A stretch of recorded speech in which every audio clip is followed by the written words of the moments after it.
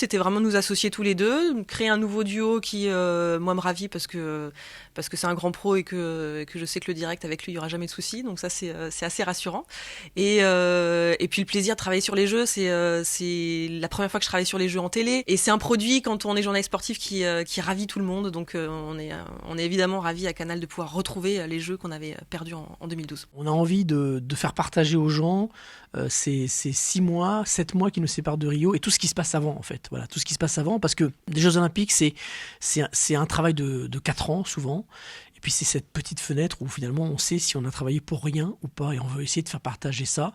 Il y aura également la culture olympique, un petit peu de souvenirs, etc., de la bonne humeur et puis surtout profiter du fait qu'avec les athlètes olympiques on peut travailler extrêmement bien, on peut faire des choses qu'on ne fait plus dans le sport, dans les sports plus médiatiques comme le foot.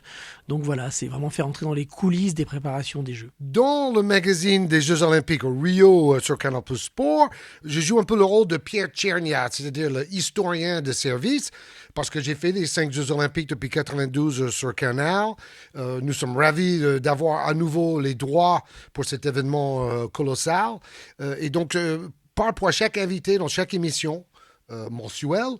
Je vais aller chercher des images dans les archives des Jeux Olympiques du passé qui ont un rapport avec l'invité du jour. Vous le savez tous, c'est Thomas Touroud qui devait prendre cette émission en charge tout seul.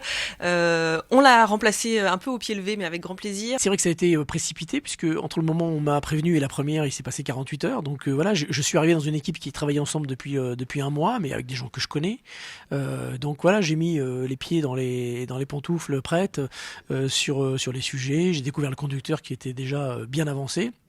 Puis après, voilà, je mets ma patte un petit peu sur la fin, mais je pense que c'est surtout au moment du live qu'on attend que je prenne les choses en main. Toujours de la pression, oui, sur la première surtout, parce que il y a beaucoup d'attentes, donc et puis on a envie de faire les choses très bien. On a envie de lancer ce magazine et qui nous emmène jusqu'au jeu. Avec le maître mot, c'est prendre du plaisir vraiment. On n'est pas sur quelque chose de formel. On veut parler des gens, on veut être dans l'humain, on veut être dans le ressenti, on veut être dans la technique, dans la préparation. Donc c'est quelque chose que j'aime beaucoup dans le sport. Je suis très content de travailler avec elle. J'ai jamais travaillé avec elle à part très sporadiquement comme ça sur un plateau.